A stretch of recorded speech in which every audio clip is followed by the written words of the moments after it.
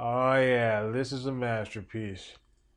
Uh, hey, you caught me typing away on Final Draft there. Yeah, I do own Finer Draft. I'm a writer. I own Final Draft and Finer Draft. This is the best version.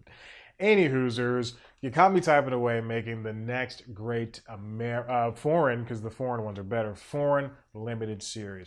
What's the difference between that and an event series and all these other short season, all this other stuff?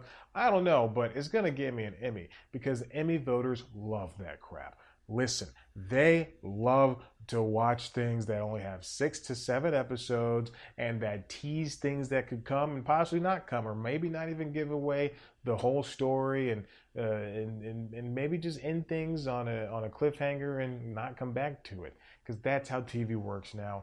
Everything is serialized, and it doesn't matter if it's good or not. People are going to say it's the best thing in the world. And speaking of things that are the best thing in the world, it's news time. Delivering to you the news you didn't know about, the news you didn't care about, and the news you didn't know you cared about. With host, Chad White. Now, here's that host, Chad White.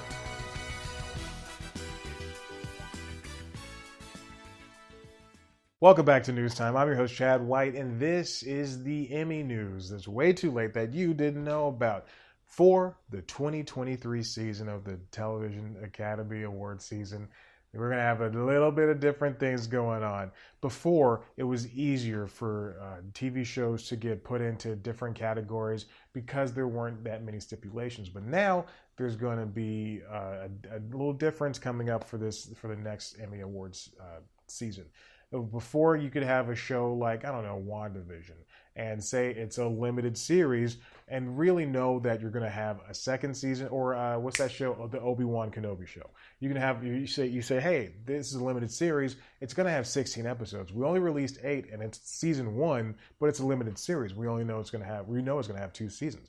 But no, that used to count, and now it doesn't count anymore. Yeah, the Academy is eliminating that rule. They call it the hanging episode rule, which means that on whatever episode that your season 1 ends on, and it's going to continue the same story in season 2, but you're still calling it a part of the whole thing, like how Netflix has parts, for their shows. It doesn't matter. They're changing that for the series. In fact, the required number of episodes have to premiere before a certain time period. And in this case, this is going to be May 31st in order to be it for the Emmy for eligible for Emmys. And there's different stipulations for animation, 6 episodes for animation, comedy, drama, variety, short film, and reality. 3 episodes for documentary shows and hosted nonfiction series. So that means Obi-Wan, at the time when they said they were going to institute this rule, Obi-Wan had only released, I believe, half of its season, or something like 4 episodes of the season, and so it technically missed the deadline, and that was one of the reasons for them having to do it like that. If the series premieres within the Emmy eligibility year but doesn't have a required number of episodes, then it'd have to go into the next year, which is why you see shows not being eligible for this current season and this 22-22 season, and having to move on to the next year because it just didn't premiere in time. So you're going to see a lot of shows, maybe a handful of shows, that premiered in 2021 be eligible in 2023, which is to say something different. And it's all different for a limited series and an anthology series too.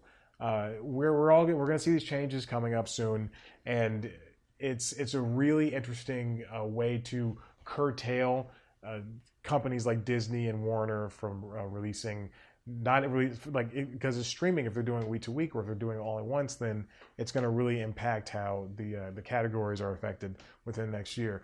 And what is the difference between a mini series, limited series, and event series? I mean, not even the executives of a lot of shows know that. So there is a limited, shows can be called limited series if they don't do well. If a network's like, this show is not doing too hot, if they brought it into their world, they say it's a limited series. Or an event series like what was it? The Slap that was based on the Australian show. That was an event series, or that Alien show. Oh, that was on NBC as well. Under the Dome was called on CBS a limited series, and then it was renewed, and then it became a TV show. Heroes had a mini series, and a long time ago in 2014, I believe. Shows like Fargo, that's a limited series, even though they have different seasons and they have different stories every season. So it's all under the same umbrella. It's all the same thing until it gets renewed for season 1, season 2. Then it's a regular TV show. We need to have it needs to be regulated, like the podcast world. But speaking of things that also need to be regulated, subscribing and checking out one of our other videos. Of course, you can head to the website cpluscomedy.com, where nothing's regulated, baby.